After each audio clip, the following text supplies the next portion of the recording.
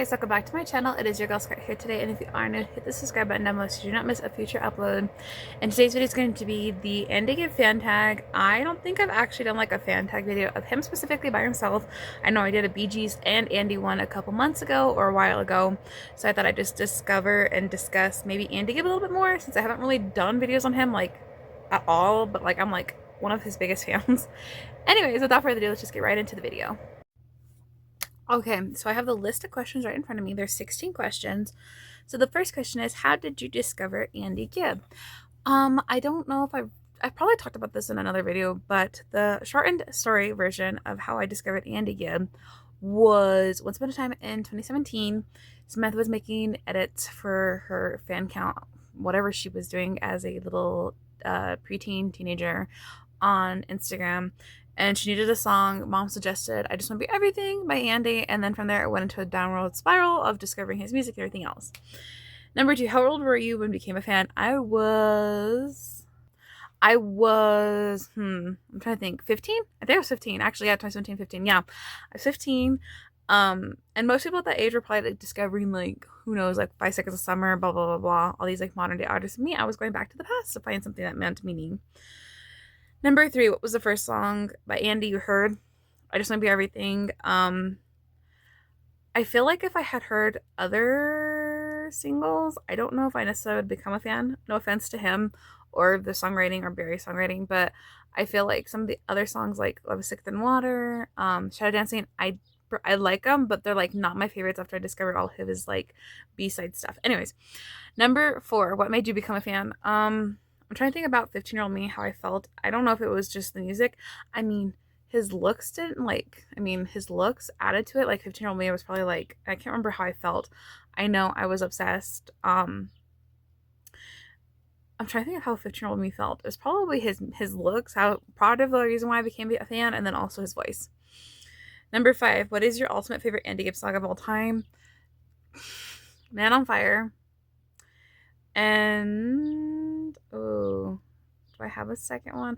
I love all his live stuff, and they're not on Spotify, they're on YouTube when he does live performances. I love his version of Words, specifically like 84. He's wearing a black shirt and he's singing. I think he was on like a television show singing it. I know it's not his actual song, that's a cover. Flowing Rivers, that's one of his songs, like, so that's an actual song. Flowing Rivers, Man on Fire, anything that was like the B-side on the Flowing Rivers album from 77. What is your favorite album of Andy Gibb? Flowing Rivers. Because he wrote basically most of this album by himself. Like 7 of the 10 tracks are by him, except the 3 of Be Everything, Shadow Dancing, and Thicker Than Water. Those were co-written or written with Barry. So I feel like the Flowing Rivers album itself generally shows of how talented he was for songwriting, especially because that whole album was done between the time he was like 17 and 18. Most of the songs were written back in Australia, if I remember correctly. Number 7, what's your favorite video or live performance of Andy? Oh, that's so funny that I was just talking about that. My favorite performance would be probably that video, like I was just talking about, him singing Words, which is his brother's song, in 83 or 84. The other one that I really like is the acoustic blip from I think it was a Merv Griffin interview from 83. He's wearing white. I'll try and figure out if I can find a screenshot, I'll put it here if I'm not lazy editing. And he does 2 songs that are very old songs. I can't remember the names of the songs right now, but it's an acoustic set. Oh my gosh, they're my favorite. I can't think of the songs. But anyways, yeah. Next question, what is your favorite Andy Gibb interview? There's not a whole bunch available. Like, there's this one girl, I don't even know if she's alive anymore, that was like Gibb Girl 54 or something. She would upload or has a bunch on her channel of like interviews and stuff of Andy.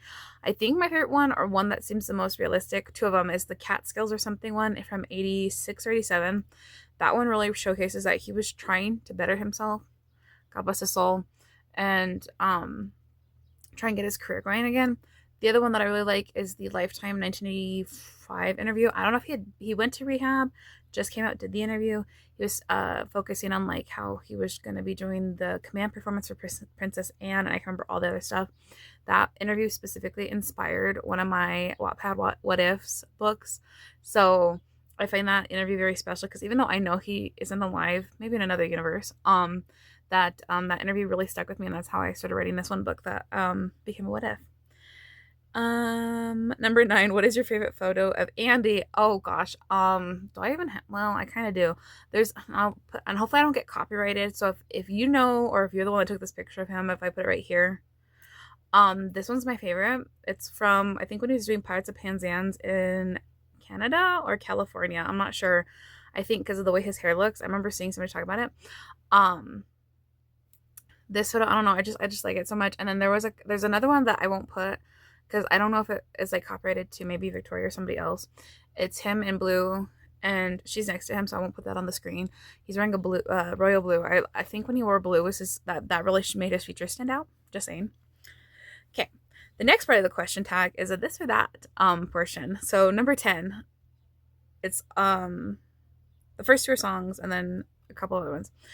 So number 10, I Just Want to Be Everything or Shadow Dancing. I Just Want to Be Everything. If I never heard that song, I would have never found out the other songs. Oh, that's my other favorite song. Going back to another question, An Everlasting Love or Love is Sicker Than Water. An Everlasting Love. That's literally one of my most streamed songs of all time on Spotify. Fun fact. Everlasting Love, love that song. Also haunting how he became an everlasting love. Number 12, studio recordings or live performances. Live performances hand down because most of the studio recordings, like from what I could tell, even when he had to do like television performances, he did not like lip syncing to them, and most of the time he did live vocals, at least from the videos I've seen, which is nice. And the last part of the this or that, number 13, 1977 Andy or 1980 Andy. Adult me would probably say 1980. Because then if I could time travel, somebody could time travel, not just me, other fans could time travel, stop his bad habits. That'd be good. 1977 Andy was just young teen, I'm getting famous kind of brain. I don't know how he actually was behind closed doors, so it'd be interesting to go back to see 1977 Andy though. Okay, and then number 14, what do you think was Andy's most underrated song? I feel like anything that he wrote himself. One More Look at the Night, I think he wrote that one by himself from the Shadow Dancing era. Flowing Rivers, Dance Till Light of the Morning, Let It Be Me, Come Home for the Winter, any of those songs, I feel like nobody really talks about how great they were for him to have been writing those songs.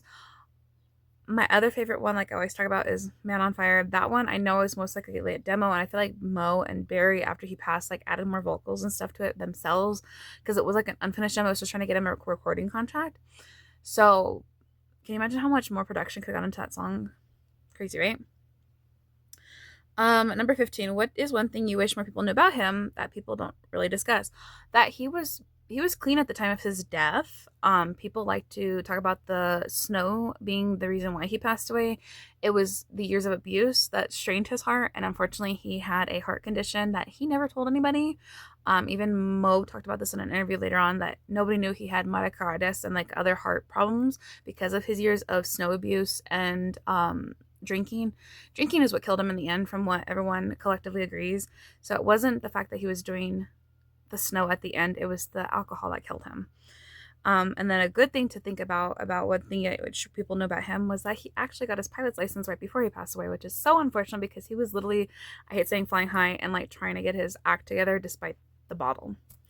And the last question is, if you could ask Andy one question, what would it be? That is a very loaded question to think about what I could ask him in one sentence. I feel like it would something be along the lines of maybe asking, do you realize how much talent you actually had as one person and not comparing yourself to your brothers? Because he could do everything his brothers could do that it took 3 people to do.